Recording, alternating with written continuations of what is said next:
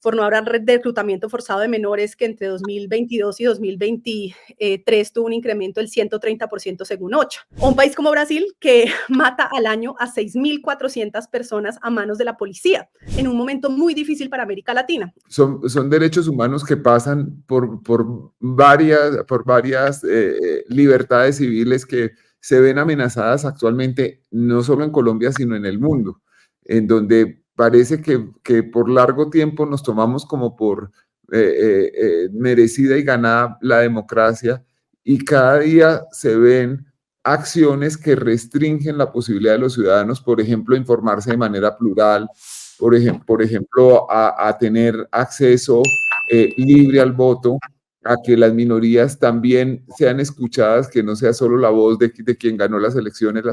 Y por último, casos como el de Venezuela. Yo quisiera, Juanita, que empezáramos esta conversación hablando de tu perspectiva sobre lo que está pasando con los derechos humanos, con las libertades civiles en América y en el mundo. Pues gracias, Daniel. La verdad es que no son buenos tiempos en América Latina. Si uno hace un poquito de memoria hacia atrás, América Latina, cuando toma la decisión de crear el Sistema Interamericano de Derechos Humanos, la Convención Americana de Derechos Humanos, es un proyecto profundamente latinoamericanista, o sea, el sentimiento de que había unos mínimos básicos que, independientemente de visiones ideológicas, y definitivamente no como una visión impuesta externa, sino como la decisión de que unas libertades esenciales, de tener debido proceso, de tener libertad de expresión, de tener libertad de asociación, eran los elementos en torno a los cuales nos íbamos a exigir todos como naciones latinoamericanas que ese era el piso mínimo, insisto, independiente de ideología. Hoy tenemos una región con claramente 3 dictaduras, el caso de Cuba, Nicaragua y Venezuela, que podemos entrar en detalle, donde hay pues limitaciones, restricciones absolutas gravísimas a casi todos los derechos. En primer lugar, al espacio cívico, con todos los controles para evitar que la sociedad civil activa pueda hacer control del poder, en primer lugar a través del periodismo, pero también a través de organizaciones de sociedad civil, defensoras de derechos humanos, defensoras del medio ambiente, que cada vez más pueden, digamos, cada vez menos pueden existir en estos países. Pero por supuesto con restricciones a la libertad de asociación, a la posibilidad de hacer oposición y con elementos gravísimos de restricciones de poder tener elecciones libres y justas. En cada uno de los casos podemos entrar. Como resultado de lo cual, pues son los 3 países en donde más presos políticos tenemos, casi siempre opositores, líderes de sociedad civil, que el régimen en cada uno de los países, digamos, coarta la posibilidad de que haya esa expresión. Pero luego tenemos un fenómeno distinto en la región de crecimiento de autoritarismos, de regímenes que han sido elegidos democráticamente, en donde hay, digamos, una competencia democrática, pero con profundos procesos de deterioro de las independencias judiciales y la separación de poderes, con restricciones profundas a la libertad de prensa y gravísimas restricciones al debido proceso. Quizás uno de los casos más graves en este momento en América Latina es el de El Salvador, que de nuevo también podemos entrar en detalle, más de 80.000 personas privadas de la libertad en 2 años de régimen de excepción, con total suspensión de garantías procesales, pero se suman casos quizás de los que hablamos menos, pero en donde hay muchísima restricción a derechos humanos, el caso de México bajo AMLO, ¿no?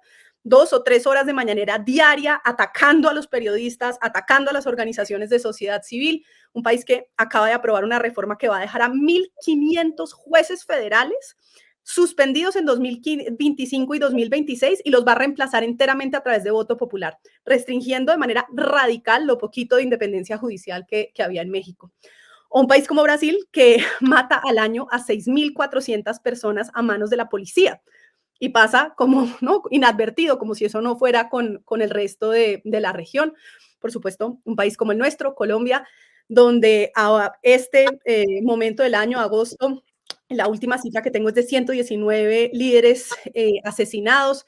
El año pasado terminamos en 150, o sea, la tendencia de este año es preocupante, por no hablar de reclutamiento forzado de menores, que entre 2022 y 2023 tuvo un incremento del 130% según OCHA.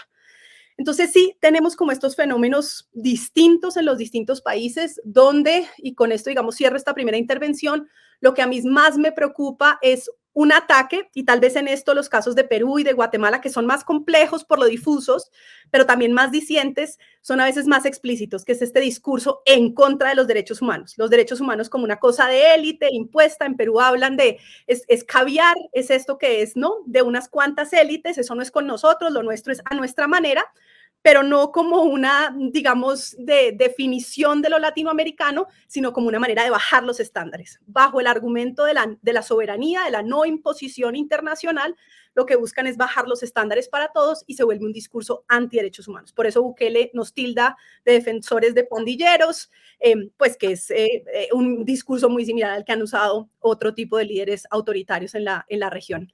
Entonces, no es un momento positivo y tal vez simplemente conecto, Daniel, porque me pedías también hablar de la situación global en un momento muy difícil para América Latina. Esta semana tuvimos la visita de nuestra directora global, Tirana Hassan, de Human Rights Watch. Era la primera vez que venía a Latinoamérica. Y, digamos, la batalla que nosotros damos en el mundo de los derechos humanos es que en comparación con Ucrania, comparación con Israel-Palestina, en comparación con Sudán, América Latina no suena. Entonces, la otra batalla que nos damos es en esta crisis de derechos humanos, cómo logramos dar una batalla que sí, no tiene los mismos números de violaciones, pero la vemos a pasos agigantados, erosionando las garantías democráticas, erosionando el Estado de Derecho.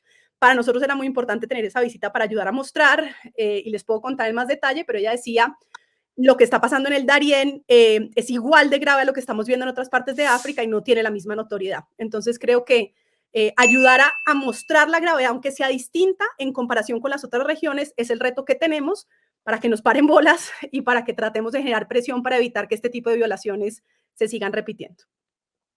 Daniel Samper Pizarro. Yo quisiera hacer lo que en un libro sería una nota de pie de página, porque varias veces se ha hablado de la visión que tiene Juanita. ¿Por qué tiene esa visión? ¿Qué abarca la visión de Juanita? Y es que quiero que nos cuente brevemente, para que la gente se ubique mejor, qué es Human Rights Watch. Ella desde hace 2 años fue elegida como la representante o directora, presidenta de Human Rights Watch, en lo cual reemplazó a Vivanco. El abogado Vivanco fue durante muchos años, lo tuvimos aquí 1 o 2 veces. ¿Qué hace Human Rights Watch? ¿Quién financia Human Rights Watch? ¿Qué autoridad realmente tiene Human Rights Watch para poder decir esto es así? Gracias, Daniel. Somos una organización no gubernamental. Eso significa que no recibimos ningún fondo de países, ningún gobierno puede donarle a Human Rights Watch, así quisiera.